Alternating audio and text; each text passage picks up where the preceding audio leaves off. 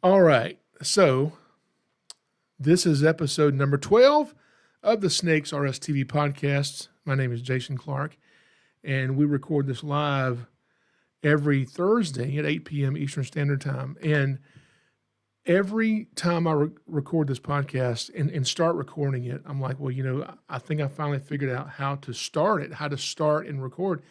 And I don't ever know how to do it. And every week I get in here and there's two things I have to figure out. One, I have to figure out how do I start this podcast? and then I have to sit here and say, well, I'm just amazed that we're back for another episode. Every time I finish an episode, I'm like, well, that's the last one we'll ever do. I have no more ideas. Can't think of anything else. And then through the week, something will pop into my head and, I just thought of an idea. I guess we'll do one more episode. So here we are back for episode 12 of the SnakesAreUsTV podcast. I'm Jason Clark, and tonight I want to talk about Envenomate. Envenomations. Envenomations is what happens when you're bitten by a venomous snake, but not just bitten. You have to be bitten and also envenomated, because you can get bitten by a rattlesnake, and the rattlesnake decide not to inject venom. That's called a dry bite. Now, the Centers for Disease Control says that 50% of all venomous snake bites in the United States, it says that half of all bites are dry bites, meaning the snake bites and it's venomous but doesn't inject venom. Now, not that the CDC would ever put out false information. I would never suggest that. However, I do know for a fact that their statistic of 50% of venomous snake bites in America are dry bites. I know that's wrong. Here's how I know that's wrong. I get a lot of calls about people who are bitten by snakes. And they're like, hey, I just got bit. What do I do? I'm like, well, hang up talking with me and call 911. Go to the hospital. I can't help you. But as I go and talk to doctors and medical people about snake bite, I do have a lot of people from the ER, the emergency room, medical doctors will even call me sometimes and, ask certain questions and consult things. And I can't give them medical advice. I'm not a medical person, but I can try to answer the questions the best I can. And there's been so many times where I've had a doctor from an emergency room call me and say, hey, some idiot got bit by a snake and he brought the snake with him to the hospital. By the way, hospitals don't like you bringing the snake with them. And he brought the snake. Can you come here and pick up this snake? I'm like, yeah, what kind of snake is it? Well, he thought it was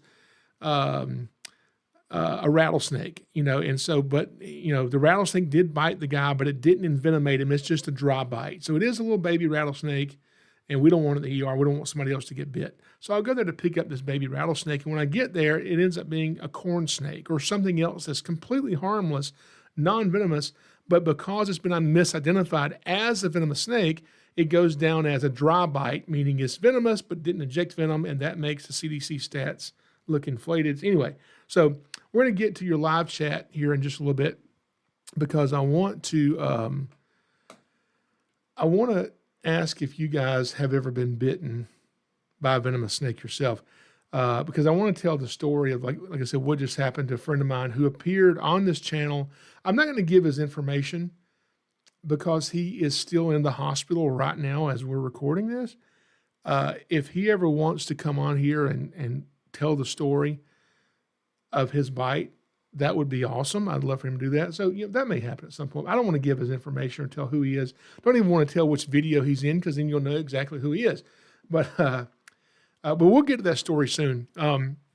Before we get to going into some of these bites that I've been called on and had to go deal with, I want to make sure I clear up something that is widely believed. When we talk about snakes, most of what the general public is taught about snakes is completely false. Not you guys watching, y'all are in the know, but other people don't know. So here's what I want to do. I did bring a snake with me tonight. Actually, I brought two snakes. And like I said, I don't like bringing animals on the podcast because if you're not watching it on YouTube, you're like, oh, what is he showing, But I do want to bring this out. And I want to show, actually, I brought two snakes. I want to show these two snakes. And I think this is important because when we talk about bites, so for instance, let me tell you this bite story, then I'll show you the snakes so it'll make sense. I got a call one time from a lady named Pamela.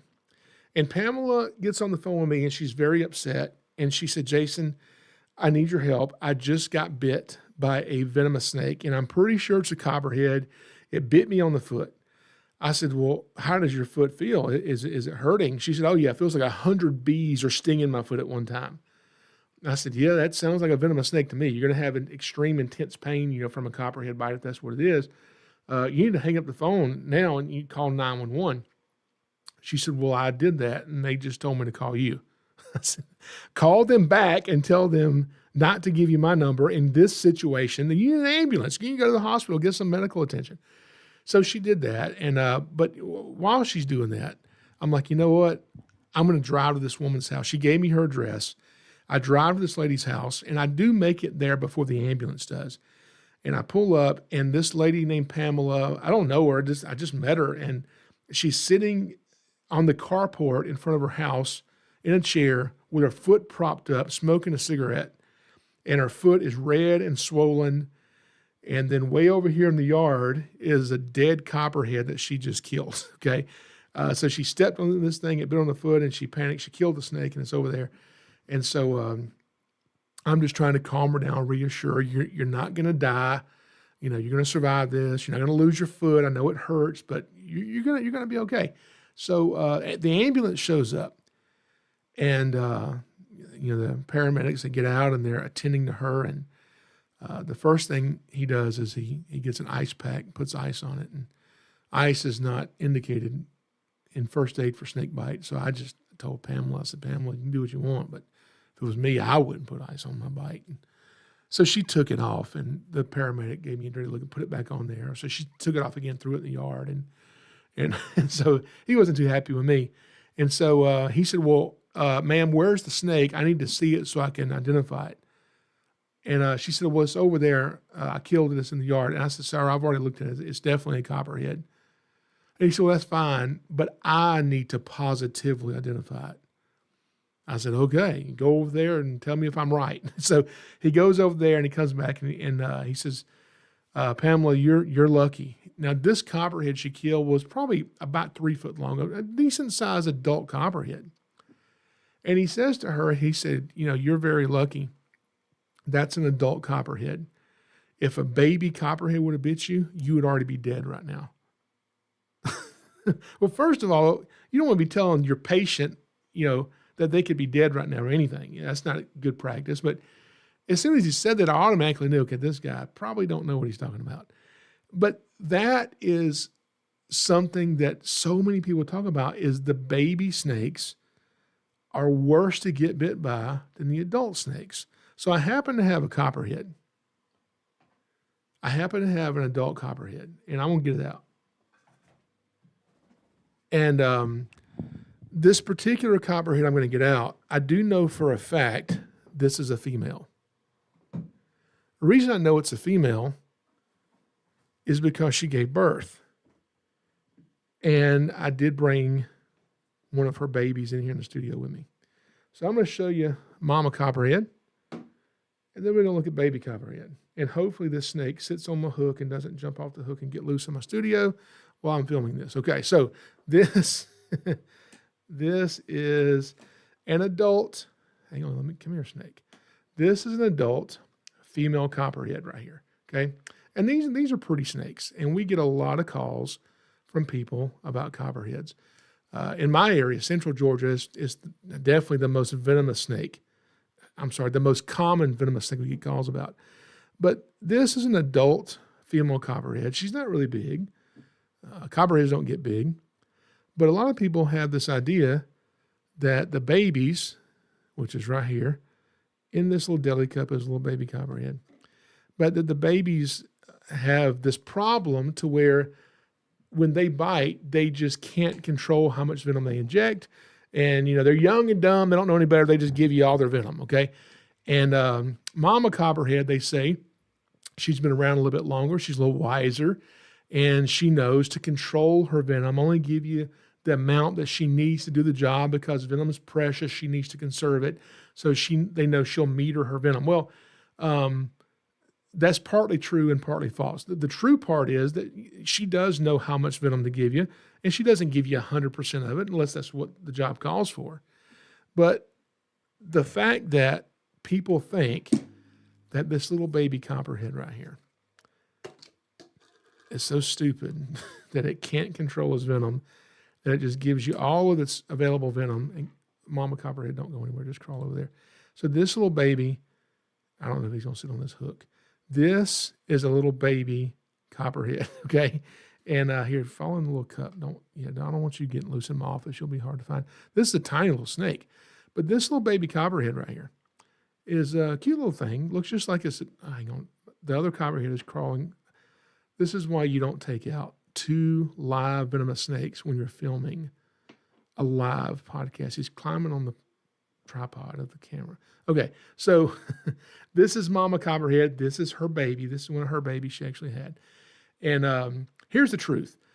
The minute this snake is born, hang on a minute. How are snakes born? Okay, most people will tell you, well, they're hatched out of eggs, right? Well, some snakes are hatched out of eggs. So, rat snakes, king snakes, pythons, cobras, mambas, coral snakes are all hatched out of eggs. Non-venomous water snakes, garter snakes. You just bit my snake hook. Boa constrictors, anacondas. Those snakes have live birth.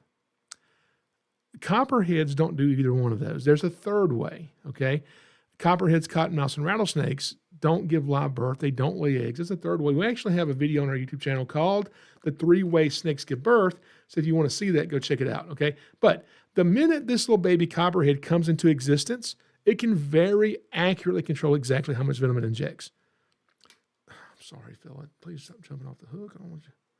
Just sit right here for just a second. Okay, I'll just let you sit there. Just sit on the desk and do whatever you want to do. All right, so this snake can very accurately control exactly how much venom it puts out. But let's just say it can't. Let's just say that the myth that they can't control their venom is true, and that when this baby snake bites, you don't know any better, gives you all of his venom. Well, and let's make up a number. Let's say mama snake gives you 10% of her venom. That 10% by volume the mom has is still more than the 100% this baby has in his whole body. As long as you're comparing the same species, I don't care if it's a copperhead, a king cobra, a black mamba, a gaboon viper, a rattlesnake. As long as it's the same species, always choose the smaller snake. The bigger the snake, the bigger the fangs. The bigger the fangs, the bigger the venom glands. The bigger the venom glands, the bigger the hospital bill is probably going to be. Okay, it's the exact opposite of what so many people are taught about these snakes. So we're going to get the lid on this guy, and you sit over there, Mama Copperhead, and we're going to sit your baby right back down here. And I'm going to get you off my desk because you've already bit my snake hook once. And we're talking about envenomations, and I do not want to demonstrate envenomation to you guys on this podcast. So let me get her secured. But I just wanted to show you, because when you see an actual live venomous snake with her baby and see the size difference, hopefully that makes sense to you guys. So the baby snakes can control their venom, contrary to what the myth says. All right, so in just a minute, we'll go into the chat. If you've ever been bitten by a snake, tell me in the chat. So Pamela ended up going to the emergency room. She ended up being fine. She did get antivenom. Now, another call that we got in, and this is what's kind of scary, because if you get bit by a venomous snake, what I've figured out is there's a lot of doctors that know how to treat snake bite, but there's a lot of doctors that do not, and they learn to treat it while they're treating it. Okay, at least that's how it seems, because I've just been to so many of these calls where I see somebody get bit by a snake, and what I figured out is if you go to a hospital and you pretend that you're supposed to be there and they think that you are, they'll let you walk anywhere you want to go. So I'll go in these hospitals and I'll interview these snake bite patients and introduce myself, and I've got some very scientific questions I want to ask them. First question is, how bad's that hurt? Second question is, right before you got bit, were you doing something dumb? I bet it was something dumb. Because I want to know all this stuff. That way, God forbid I ever get bit. If something weird happens to my body, I don't want to be taken by surprise. I want to know how to treat it, what to do, as far as first aid, and then what to expect from myself. And this last story I'm going to tell you in a minute about the bite that just happened here in Georgia, it's really scary what all transpired here. And some of it wasn't the guy's fault who got bit. Some of it was first responders' fault. But I got a phone call from a very upset mom who was saying that her child was just bitten by a venomous snake, and they're on the way to the hospital. The dad's driving, the mom's in the passenger seat with the kid's screaming, I can barely hear her. And they're trying to figure out what kind of snake bit the kid, because they're like, we didn't see the snake good enough to identify it because it was dusk. The sun was going down. We're out in the yard playing. The kid sits on the ground, puts his hand down right on top of a snake, and it bit his palm, and it's bleeding. And you can see the fang marks, and we saw the snake get away, and it wasn't a very big snake, and we don't know what kind of snake it was. And they're upset because they know that they have to know what kind of snake it was to tell the hospital to know what antivenom to give, which is also not true. Because if you get bit by a copperhead, a cottonmouth, or, any of the rattlesnakes, here in the Southeast, no matter which one it is, it's the same exact antivenom. The only one that's different is the coral snake. You'd have to have different antivenom for that, which you would know it's a coral snake. The only people who get bit by coral snakes are people who are holding coral snakes, trying to remember what the rhyme is, okay? They'll be walking along and just get bit by a coral snake. That's probably not going to happen. Anyway, I was able to kind of narrow down with the little that they did see of the snake and the part of the country that they were in, the part of the state they were in. I estimated this was most likely going to be a pygmy rattlesnake. Pygmy rattlesnakes don't get very big, and they have extremely powerful venom, but people don't normally die from these because they have such a small amount of venom, even though it's very powerful, and people come close to dying from them, but it's pretty rare to be killed by a pygmy. But they get the kid to a hospital, and here's the scary part. They get him to the hospital, and this small rural hospital fortunately realizes that they can't deal with this bite. So they have to life flight the kid to another hospital, which by car was over 2 hours away. So imagine you've got a young child. This is your child bitten by a snake, and you don't know about snake bite. You don't know if this kid's going to live or die. And then you have to put them on a helicopter and watch them fly away. And now you have a gut-wrenching 2-hour drive to a hospital. And you're praying the whole time, by the time you get there, that everything's okay. So when they got to the hospital, it had been several hours since they got to the first hospital, and they airlifted him. And, so several hours have gone by. The kid's palm is swollen. His whole hand is swollen. The swelling's gone all the way almost to his shoulder. And the child has still not received even one vial of antivenom. Because the doctor was thinking, antivenom is dangerous in itself. That could be even more dangerous than the bite, which, used to be true when they used Wyeth antivenom. Crofab is a lot safer, which is what they use now. And so the mom is calling me very upset. Like, what do we do? And unfortunately, what you have to do is you have to advocate for yourself. And she said, well, can I let you talk to the doctor? I said, ma'am, I'm just some guy who's got a barn full of snakes. This doctor ain't gonna listen to me. And I said, your best bet, call the Georgia Poison Control Center and see if you can get them to talk to them. And even the Georgia Poison Control Center was like, we can't make the doctor take our advice.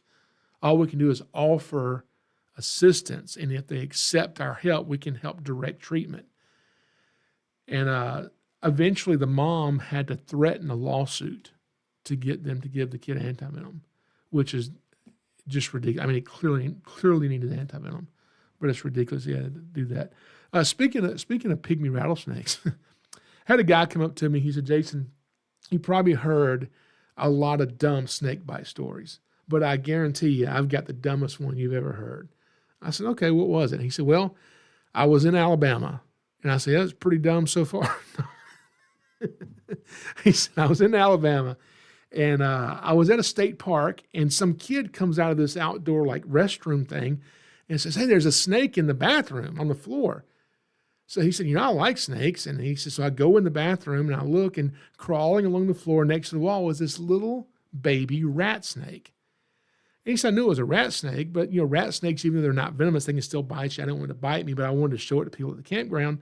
So I pinned it behind the head, and I went to carry it outside. And as I carried it outside, somehow it kind of wiggled loose a little bit and just, barely bit my thumb, which was not a big deal. It was just a rat snake. And I'm showing my friend the little rat snake, and then my thumb just starts hurting really bad. I mean, like really bad. And I start looking, I'm out in the daylight and I can see this thing. And I look, and this little rat snake had a little tiny rattle on the end of his tail. And I realized it's a pygmy rattlesnake. And so his friend says, oh, well, what do we do now? And the guy holding the snake, and he got bit, he said, well, I guess you got to take me to the hospital. I mean, I just got bit by a rattlesnake. So anyway, they end up going to the hospital. On the way to the hospital, his friend is driving in there. He's in the passenger seat, and he says, on the way to the hospital, my thumb is hurting so bad that I just don't know if I'm going to be able to keep on holding the snake all the way to the hospital. I'm going to drop him in my lap. I said, why are you still holding the snake? Why are you got him in your... Anyway, so what he does is his thumb is going to go numb, and he doesn't want to drop it in his lap, so he changes hands with the snake, and it bit him on his other thumb. So he gets to the hospital with rattlesnake bites to each thumbs, and then he showed me the scars on each of his thumbs where he almost lost both of his thumbs because he misidentified a snake, and then because he thought it was the best option was to take the snake with him to the hospital so they would know what bit him and give him antivenom. Okay, so don't catch a snake unless you know what it is. And if you know what it is, you probably shouldn't catch a snake then either anyway. But definitely don't take it with you to the hospital if you get bit. Everybody's got cell phones now. Get a picture of it, do that. But try to avoid the bite. How about that? Okay. I'm going to tell you one more real quick. So let's go to the chat real quick. If you're watching this on YouTube, we record this 8 p.m. Eastern Standard Time every Thursday night. So a lot of people in the chat. Thank you guys for joining us. We got Jasper Fiend, Painted Rocks is back. Annette Stiles is back. Anne-Marie Berg, all the way from Montana, is on here. Hello, Anne-Marie. We've got, let's see, Marty the Beardy. Marty the Beardy says, I hear nothing. You know why you heard nothing, Marty? Because I couldn't figure out how to get this thing started on time, because every week I'm like, how do I do this? So I got it figured out, though. That's why. Let's see. Candy's Critters is back. Now, let's see here. We got Dennis Atkins. Dennis Atkins is here. And thank you guys all for joining us. Connor Taylor, Cheesy Cheetah. Rat snakes are so much fun, and they are kinky. Yes, they can get kinky. Rat snakes like to kink up in this little thing when you scare them. And what I've heard is they do that to look less like a snake and more like a stick, but I don't think it works very good for them. We have also got Florida Sunshine in the chat. So thank you guys for joining us. Now, another call that this is not a call that we got. I was actually running errands one time in town, and I pull up to a red light, and I'll never forget this. I used to be a cop, years ago, and so this really resonated with me because I'm at a red light, and I look up, and coming in my direction down this 4-lane highway is a pest control truck with, 4 or 5 police cars behind it, lights and sirens blaring, and this truck is flying right toward me to this red light. And I'm like, man, somebody done stole a pest control truck. And he comes to the red light and doesn't stop. He does slow down, but comes to the red light and then makes a turn and heads down this other street. I'm like, why would you steal a pest control truck? And then I realized the street they turned down goes right down to the hospital, to the emergency room. I said, I bet you that guy got bit. They're escorting him to the hospital. I said, let's go see. So I drove down there. I pull into the emergency room parking lot, and there in the parking lot is a pest control truck and a bunch of police cars. And I go inside, and I just said, I'm here to see the snake bite victim. So I go back and I talk to this guy, and he's in a lot of pain. He said that he was actually bit on the back of his hand. And I asked him, what does it feel like? I mean, how bad is this? Because copperheads, have the mildest venom as far as your pit vipers here in the Southeast. That doesn't mean their venom is mild. It's just not as bad as, your cottonmouths and your rattlesnakes. But he said it almost feels like my hand is in some type of machine and it's being crushed. My hand feels like it's being crushed. And so that sounds pretty bad. And so I was able to kind of walk him through what I thought to expect and what they're going to do for him. And he ended up being very appreciative of that and just said, the hospital staff wasn't really telling me anything. I was scared. I thought I was going to die. He said, I didn't know copperheads were not deadly. I thought I was going to die. He said, so, thank God that you were there to kind of walk me through what to expect in this. Anyway, he told me how he got bit. What he was doing, he was at a customer's house and he was checking these termite bait stations that are located around the house. And one of them was in a flower bed that was under some pine straw. So he pulls back the pine straw. When he does, there's a copperhead there, and it bit him on the hand. And so anyway, I ended up leaving the hospital once I knew he was okay. I drove to the house, and I actually caught the copperhead and removed it from that yard. And it's a good reason why not to be using pine straw in your flower beds. Pine straw doesn't attract venomous snakes, but when they find it, they can burrow under it and move freely back and forth all through it. So really good place for snakes to hide. Another snake bite that happened here in the southeastern U.S., and this is a pretty scary one. I'm not going to mention his name, but this man was driving home basically, and he goes to pull in his driveway, and he notices next to his mailbox on the ground is a pretty large timber rattlesnake. And he says to himself, I love my Jeep, but it would look so cool if that rattle were hanging on my rearview mirror. So he runs over the rattlesnake. What do you think this genius does next? He actually backs up, runs over it 5 or 6 more times, squishes the snake. Then he gets out. He gets his pocket knife, and he starts cutting off the rattle. Well, this squished rattlesnake was not a dead rattlesnake. It came up and bit him in the back of the hand, and he's right there at his house. He tells his wife, get me to the hospital. I just got bit by a snake. His neighbor is a nurse. So she comes over, starts administering first aid. The wife hops into the back of the ambulance with her husband, starts going to the hospital. On the way to the hospital, his wife says her husband starts losing blood. His hand is bleeding pretty bad. So is his nose, his ears, his gums, his eyes. His fingernails are even leaking blood. The venom was thinning his blood so much his body just couldn't hold it in. They get him to the hospital. They administer antivenom. He goes into a coma for about 2 weeks. Finally comes out of the coma, and he was intubated to keep him breathing, so they had taken that out. His throat's really sore, so he can't really talk. So he's writing notes to be able to communicate with his family. 43 days in intensive care, and he finally died. So a question I get all the time is, if I get bit by a snake, how long do I have before it kills you?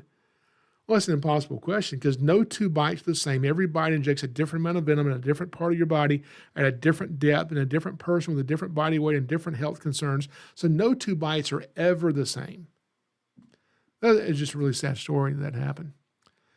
And I told that story at an event that I was doing.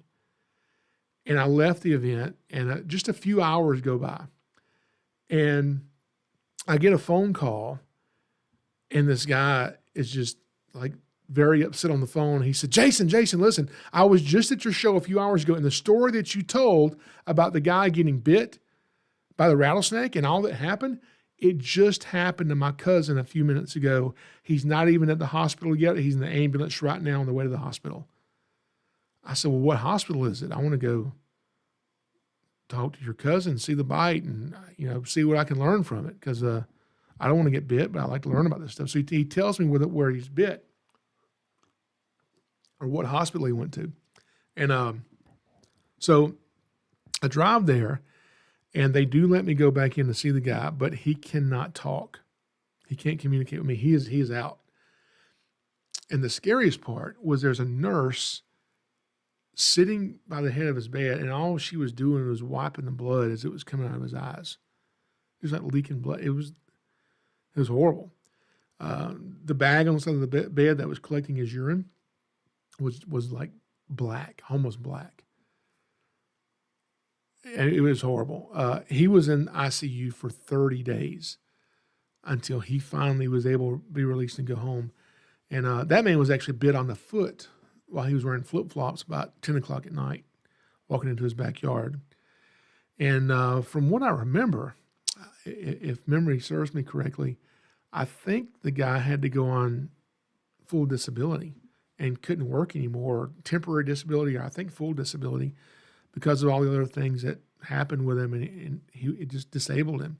So just because you get bit by a venomous snake, just because you know someone who's been bitten by a venomous snake, does not mean that you're going to survive it, does not mean that if you survive it and get antivenom, that you're just going to be fine and have no problems for the rest of your life.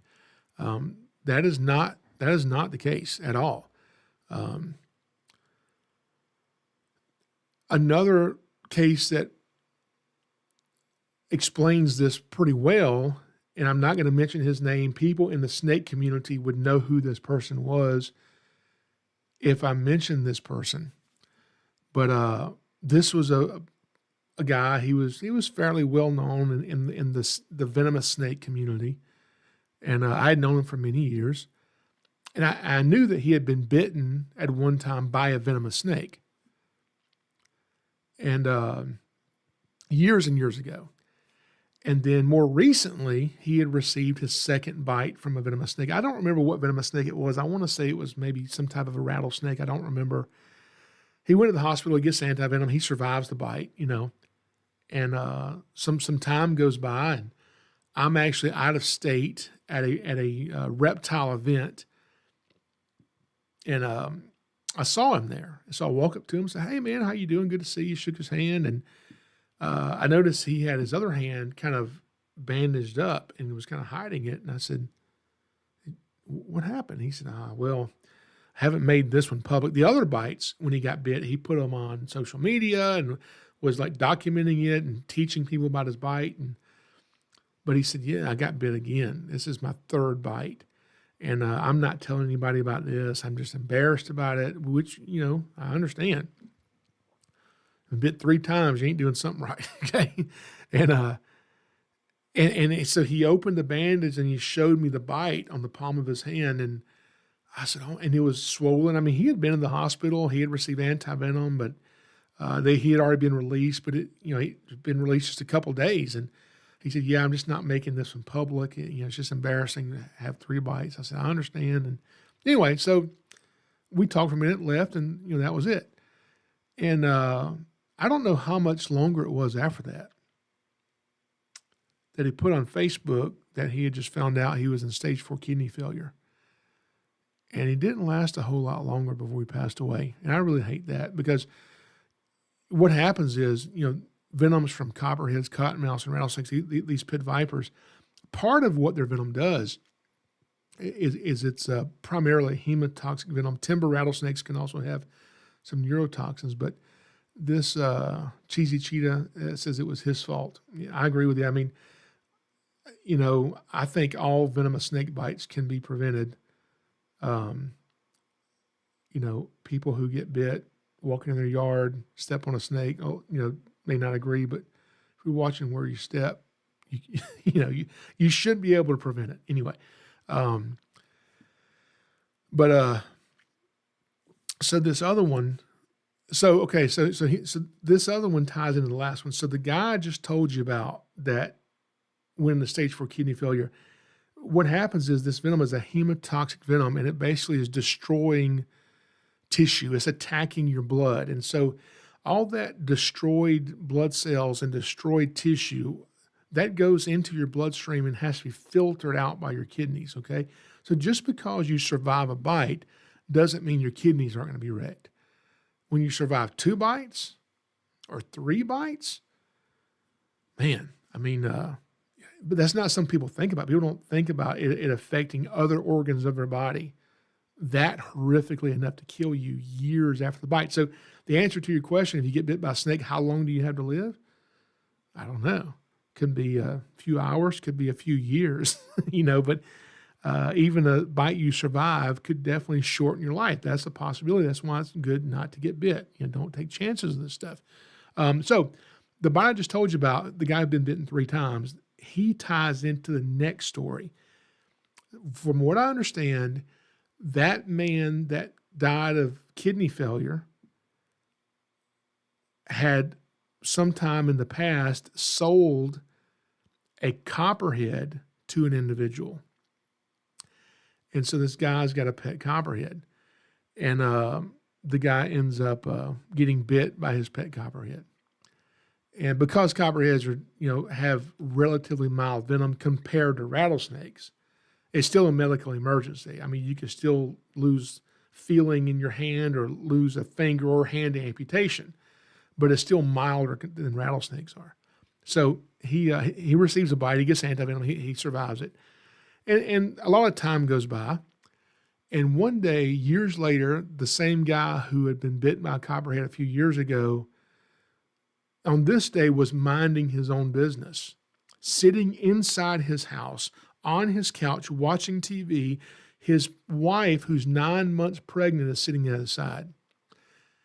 And she does not know that her husband is going to be laying on the floor, dead, in less than 10 minutes from right now. The problem was he was sitting on the couch next to his pregnant wife holding his pet copperhead. I don't know. Was this one preventable? I don't know. Yes. So anyway, it bites him. What he does not know is the fact that he's been bit before, he does not know that exposure to venom in the past has now turned into an allergic reaction that he's having. He's become sensitive to venom. So now he goes into anaphylactic shock. His airway swells up. He dies of suffocation because he can't breathe way before the ambulance even gets to him. It wasn't because the copperhead was so deadly, just because he was exposed to the venom. It's kind of like if you get stung by a bee, it does not mean that you're now allergic to bees, but it does mean you have the potential to develop an allergic reaction. So you get stung again, and you find out real quick that you're allergic if you're allergic to it, because you can go into anaphylaxis. That's why people carry EpiPens with them. Now, that's important to say because, one thing I do is snake aversion training. You go to snakeschool.com and you can see all of our snake aversion training information. And one question I get all the time is, what about this rattlesnake vaccine? Should I give my dogs this rattlesnake vaccine? And I said, well, first of all, it's not even a true vaccine. That's the first thing. That's just what they use to sell it, okay? And second of all, they said, well, my vet says that dogs that they've treated that have the vaccine seem to do better than dogs that they've treated that never had the rattlesnake vaccine. I said, well, that tells me you probably need to get another vet, because it tells me the vet doesn't understand snake bite. Because, like I said, with people, if you're comparing 2 different snake bites in a dog, you understand bites, because every bite injects a different amount of venom in a different location, at a different depth, in a different dog with a different body weight and different health concerns. So you can't compare these 2 bites. Okay. Now, if you get a flu vaccine, all right, your body starts to build up antibodies. Then somebody sneezes next to you and you inhale this particle that's floating in the air, so small you can't even see it with the naked eye. You inhale this particle, and it's the flu virus, and these antibodies you've built up start to attack that flu virus, okay? That's how these vaccines work. Now, if you get the rattlesnake vaccine for your dog and your dog gets bit, well, it may have built up some antibodies, but this is not a little particle that you can't see with your naked eye. This is a copious amount of dripping venom that the dog couldn't build up enough antibodies if it wanted to fight against this effectively, to do anything. And on the flip side, what we've, after this fake vaccine has been out long enough, what we've started seeing is dogs that have never been bitten by a venomous snake get the fake rattlesnake vaccine and then get their first snake bite and don't know they've developed a sensitivity to venom, and then the dogs are going into anaphylactic shock. So people who understand venom and how it works and truly understand that will never recommend to you a rattlesnake vaccine for your dog. So get to this bite that just happened. I want to tell you about this now, and because I want to explain one thing about it that I think is really interesting. Let's go back to the chat really quick. Let's see here. Anne-Marie Berg says, very cool mug. Well, thank you, Anne-Marie. You know, when I bought this mug because I was like, you know what, it'd be cool to have that sitting on my desk when I'm doing a podcast. I'm not a coffee drinker. I don't like coffee. I'm like, if I need caffeine, then I probably just need to go to sleep and get some rest. I'm just not a coffee drinker. Until about a week ago, I was driving down the road and something hit me and said, you know what would be good right now? A cup of coffee. I've never had that thought in my entire life. Okay. And I immediately went and I bought some coffee. I had a coffee maker for my kids and they never use it. So I dusted it off and brought it out and I made me a cup of coffee. And I was like, man, this is so good. It was never good before when I drank it. Why is it all of a sudden good now? And I've been drinking like 2 cups a day now for a week. And so tonight on the podcast, this is the very first time I have ever, and I've got like, this is not black coffee. This is a ton of creamer in this thing. But it's so good. And so I'm actually drinking real coffee out of my Snake coffee mug. So we got a text message from a friend of mine at the Georgia Department of Natural Resources. And this friend of mine had gone with me to Florida to go to a class put on by FWC. You know, I think I need to let me just tell this whole story. I wasn't going to tell this whole story tonight, but I want to tell this whole story. I think it's pretty cool. I was invited to Florida. FWC is the Florida Fish and Wildlife Commission. You know, they're over all the wildlife in Florida. And there are some agents there that put on a venomous snake handling class that's not open to the public. It's like for law enforcement only. And I'm not a cop, but I do work closely with law enforcement on cases and things, even though I'm not a cop anymore. I used to be. So I was invited to participate in this class. I said, this would be great. You know, I'd love to go to Florida and do this. And they're like, well, can you bring some of the venomous snakes with you that we'll use in the class? I'm like, yeah. So I took with me some venomous snakes. They had a lot of venomous snakes themselves, and I took some other stuff, some exotic venomous snakes they didn't have that we could use and work with in the class. And the class was an 8-hour class for 3 days. So 8 hours a day for 3 days. The problem was I had to go speak in an event on Saturday in Alabama. Then I had to leave Saturday and drive to South Carolina to speak in an event in South Carolina on Sunday, then leave there and go to North Carolina to speak in an event there on Monday, and then the class started in Florida on Tuesday. So by the time I made it to class, I had driven all night. Class starts at 8:30 in the morning. I have driven on no sleep, and now I have to pay attention for 8 hours in a venomous snake handling class. So I'm like a zombie in this class. So I do the whole class, and at like 4 or 4:30, we get dismissed. I go to the hotel, and I just crash. I just pass out in my hotel bed, going to sleep. But then I wake up at 2 a.m., wide awake, you know, because I've slept all afternoon. I'm like, wow, it's 2 a.m., and I'm in Central Florida. I guess I'll go road cruising, go looking for snakes, and nothing else to do. So I leave the hotel, and I drive way out the outskirts of town and find some dirt roads. I'm herping, looking for snakes, and I did not find one single snake, not one single thing. So I said, oh, well, 2 hours out here. So I drive back to the hotel, and I'm pulling in the parking lot, and now it's 4 a.m., and I notice a guy on a bicycle going through the parking lot at 4 o'clock in the morning. I just said, that's odd, and, so I drive to the parking lot. And when I do, I notice one of the game warden's trucks, the Florida FWC truck, the backside window is broken, and there's like a jacket hanging halfway out. I said, oh, man, I don't know who broke into that truck, but we should probably at least ask the guy on the bicycle, okay? So I followed him at a distance. I don't want to scare him off. I called 911, and I said, look, I don't know if this guy's done anything, but you might just want to come ask him while he's here if he knows who broke the window on this law enforcement vehicle. And so he's at the front of the gas station hanging out, the guy on the bicycle. And I pull up to the gas pump, pretending to pump gas as I'm on the phone with 911. And a car pulls up pretty quick. They walk up to the guy, and they end up patting him down, checking him. And in his backpack, he had an iPad and a taser, a law enforcement taser. So they put him in handcuffs, arrested him. I'm like, man, I'm glad we caught the guy. So I go back to my hotel to figure out who is in my class that the truck got broken into. And then when I look, there's a gun belt over there. There's a bulletproof vest over there. And there's all this stuff laying around. I'm like, oh my gosh, there's 8, 9, 10, a bunch of trucks. The windows all smashed. These undercover vehicles and stuff. So I had to wake up everybody in the class, get them all out there. And we're looking in the weeds for stuff that's fallen and trying to find things that are stolen. And they ended up catching the guys who did it.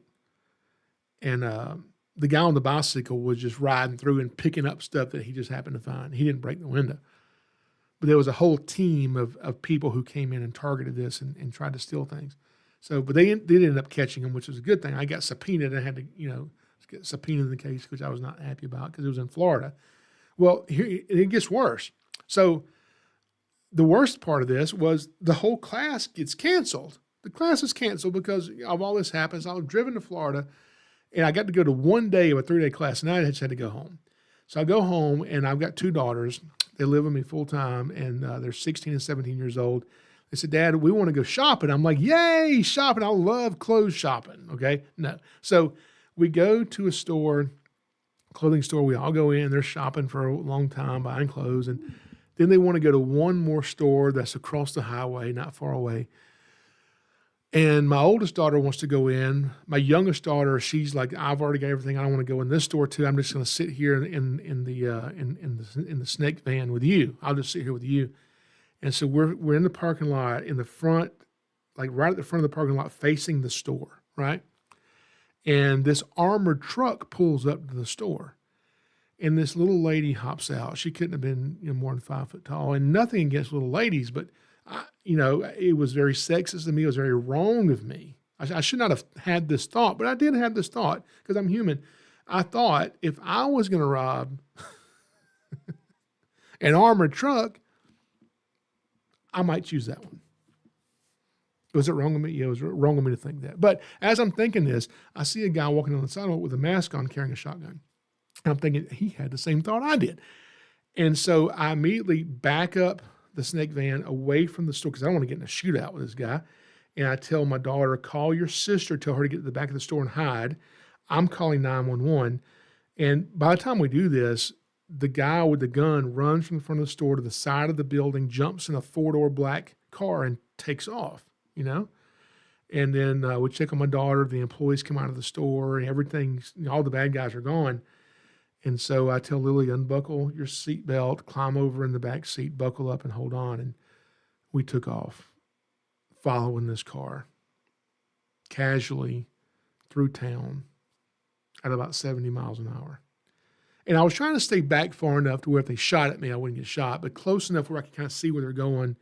And so I'm on the phone with 911 trying to get police with me. I'm calling out what roads are coming up, just like a pursuit I'd done before. And finally we get a police car behind us, and these guys turn down a dead end street they didn't know was a dead end, and law enforcement catches them, and they pull them out at gunpoint. It was 3 men in a car with a 4-year-old boy. And no money, not a dime in the car. But because I had called out exactly where I was and the streets were passing, law enforcement went back and retraced my path, and on the side of the road found a bag containing $340,000 in cash. And they recovered the money. Bad guys went to jail, and then I got subpoenaed again. I said, I'm going to have to stop doing this stuff because y'all don't think I'm in on it because I'm like right here when all this stuff is happening. Anyway, I say all that to say they rescheduled the class for several months later, and I got invited to go back to the class.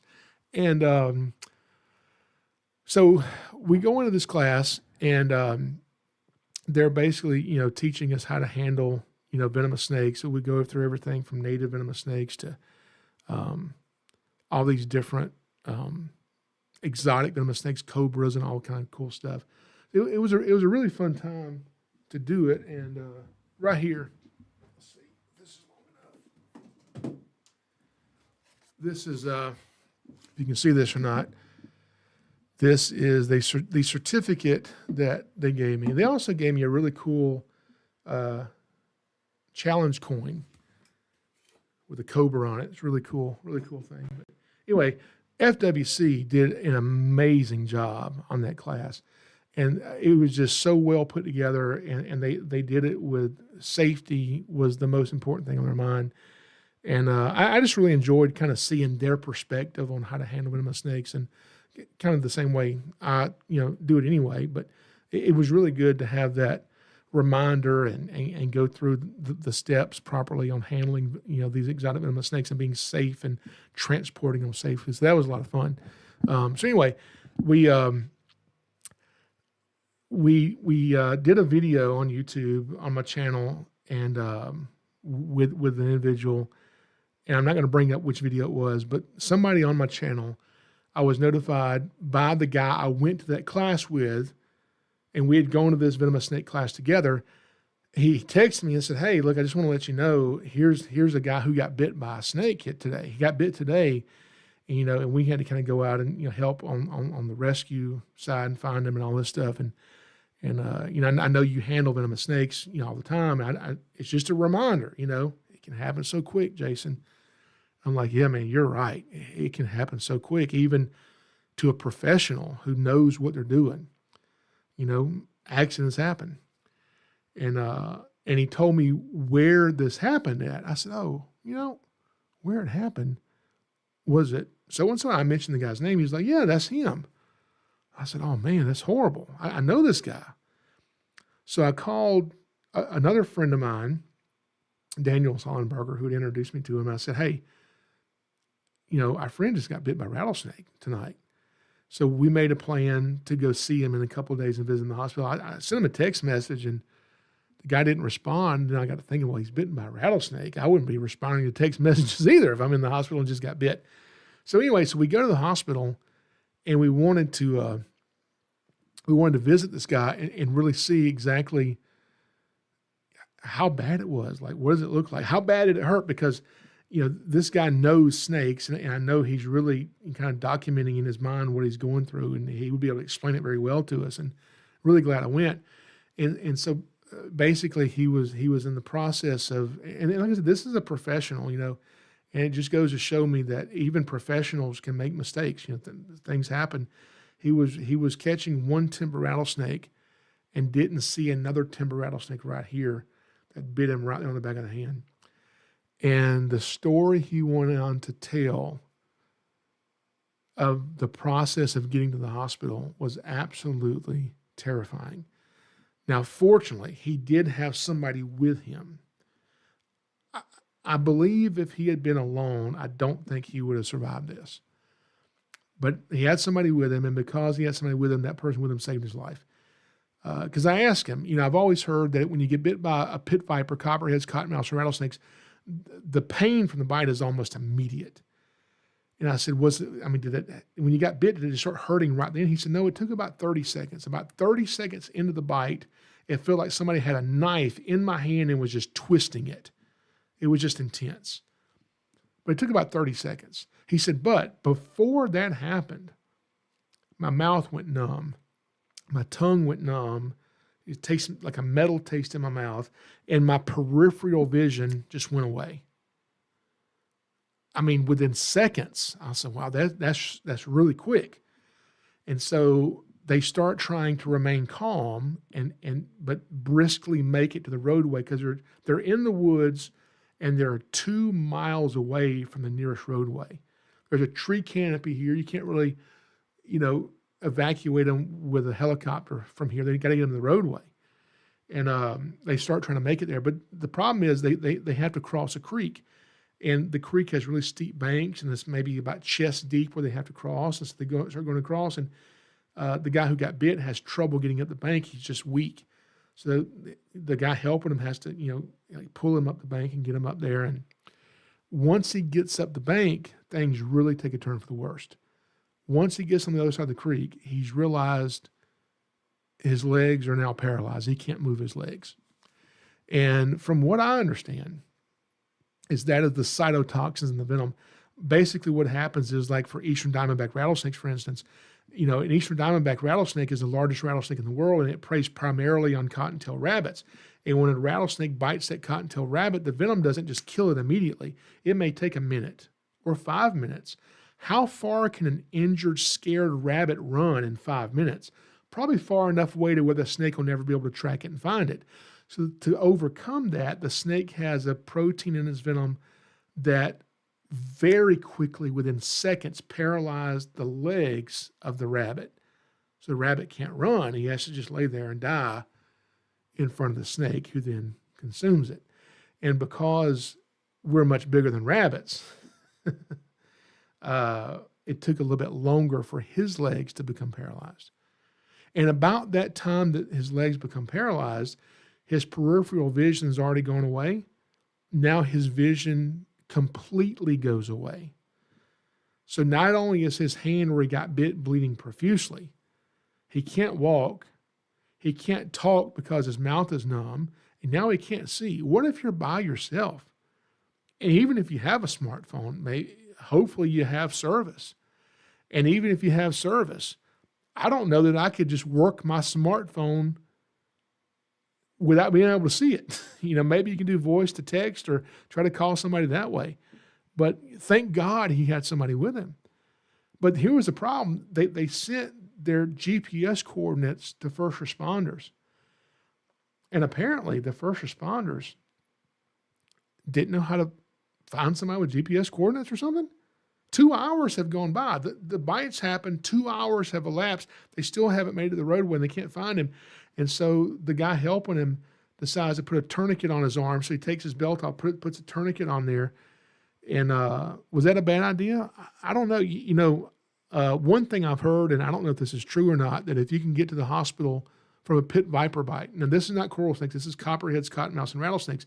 If you can get to the hospital or, emergency medical professional treatment within 2 hours, you just go to the hospital. But if it's more than 2 hours and it's a severe bite, I've had some people tell me you might want to consider doing a pressure bandage, not a tourniquet, but a pressure bandage. So, was it a bad idea for him to do that? I don't know. But they ended up getting an ATV into the woods and were able to get him on the back of that and get him to a roadway and eventually get him to a helicopter where they could life flight him to a medical facility and start administering antivenom. Now, that happened on a Friday, and I was at the hospital on a Sunday. And on Sunday, when I was there, he was still receiving antivenom every 6 hours. They were also talking about doing a fasciotomy. A fasciotomy is where your hand is swollen and your arm starts to swell so much that they're afraid that the pressure inside is going to reach a point to where basically your arm is just kind of pop. So they do a fasciotomy where they just kind of split you open down to the bone to relieve the pressure. And most of the time with a snake bite, a lot of doctors want to do that. And most of the time, it's usually a bad idea. So thankfully, they did not do that with him. And hopefully they don't do that with him. But as far as I know, he's still in the hospital. And it is such a bad thing to get bit by these snakes, especially when you're that far away. But like I said, thank God he had somebody with him. So real quick, before we end this, let me get back to the chat right here real quick. So Marty the Beardy says, is it possible to have some kind of some kind of allergy to a non-venomous snake or some kind of reaction? I was moving a rat snake from a kid's treehouse and it bit the heck out of me. So yes, when we talk about venomous snakes, typically we think of a venomous snake having fangs and having venom glands, okay? And these venom glands are pressurized and there's special muscles that can squeeze that venom gland to create up to, I want to say it's around 30 PSI, almost like what a car tire is, that much pounds per square inch to really force that venom out with pressure.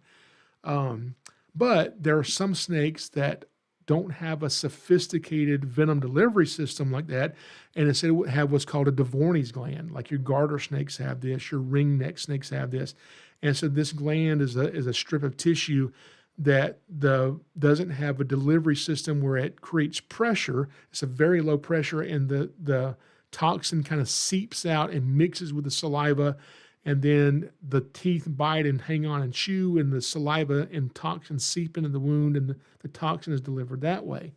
Now, that Devorney's gland, there are rat snakes, for instance, from what I understand, have been found to have rudimentary Devorney's glands that are not as active as like garter snakes is. But yes, it's possible to have a slight reaction from a rat snake, especially if it bites and holds on and like really chews on you and really gets the saliva in you. It may itch a little bit, get a little bit red, may even swell just a little bit, but it's not really anything to be really worried about because they're not really medically significant. That's where you have to go to the hospital. But yeah, you can definitely have some type of a reaction from even what we consider non-venomous snakes if they kind of hang on to you really good. But it would be much more common for that to happen with a hognose snake or a garter snake. But I've heard, actually, I think a friend of mine in Florida just had something like that happen with a rat snake eventually. So let's see, let's go on down here. Let's see. Yeah, Candy's Critters, please don't get envenomated by a snake. Hopefully I've convinced myself of that because, I handle venomous snakes like almost on a daily basis, and it's always good to remind yourself just how bad a bite can be, and that you really have to kind of stay on top of your game with this. So last thing I want to tell you guys before we get out of here, because we've already been here for a little over an hour, this is episode 12 of this podcast. And every single week, it seems like it's just really hard coming up with a topic that I can make interesting and have enough information to talk about for an hour. But, if it was easy, I guess then everybody'd have a podcast, or a lot more podcasts would be out there. So it's not an easy thing. Sometimes I think about, let me rephrase, not sometimes. Every time I finish this podcast, I think about quitting this podcast because it's so hard coming up with what am I going to talk about next week.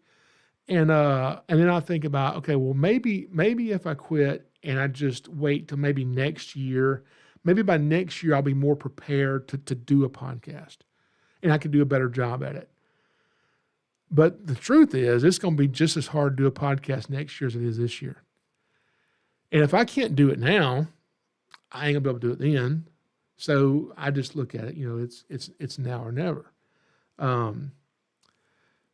It's very easy for me and probably you to find a reason to quit something. I can easily find a reason to quit stuff. Okay. You can easily talk yourself into why things won't work. That's so simple to do. You can always make an argument to convince yourself that the timing of whatever you're wanting to do is just, this is just not the perfect time. And it may not be. But you can always convince yourself just to wait. It's best to wait and we'll just do it later. And what you have to understand, distractions from your destiny will never stop. Distractions from your destiny will never stop. So you have to focus your attention on the direction of your destiny and not let the distraction of the moment stop you from what you're supposed to be doing. It's so easy to quit. It's so easy to quit anything you're doing. Whatever God has given you to do, you have to realize this thing is not just for you. It's for other people too. And you shouldn't discount the positive effect that you can have on other people's lives. Okay? What you have to do is you have to decide, no matter what, you just have to keep moving forward, no matter what. So don't stop. I don't plan on stopping, even though in a minute when I finish this podcast, I'm going to be like, well, that was episode 12. I don't know what in the world I'm going to talk about for episode number 13. I have no idea. I'm going to have that thought in a minute, and I'm going to have that thought for several days till I come up with something. But don't stop. The world needs what you have to offer. The unique gift that God has put inside of you can only be produced by you, nobody else. Now, you may find a lot of similarities in a lot of different people, but there's no other single person that can do what you can do the way that you can do it. Nobody on the face of the earth. So it is true that you are special. It is true. Remember, a quote I like is, God is preparing you for what he has prepared for you. Okay. A quote that I really like is, you can't just wait and hope for something to happen. You can't just wait and hope for something to come true. You have to make it happen. That's from a very famous philosopher by the name of Pee Wee Herman from Pee Wee's Big Adventure. But it's true. You can't just wait and hope for something to happen. You have to make it happen. I mean, everybody comes up with good ideas. I'm sure in your lifetime, you've come up with a million really great ideas. The difference is most people don't do the ideas. You know why? Because it's hard. They're hard to do. So what? Do it anyway. And if you didn't work out and you fail, keep on doing it. Keep on doing it. So anyway, I thank you guys so much for joining me in the live chat. And God willing, if I can come up with an idea, I don't know what it's going to be, for episode number 13, I will be here recording it again. But the one thing that you have to remember, no matter what happens, is Jesus loves you. And so do I. So until next time, thank you guys for coming, and y'all have a great night.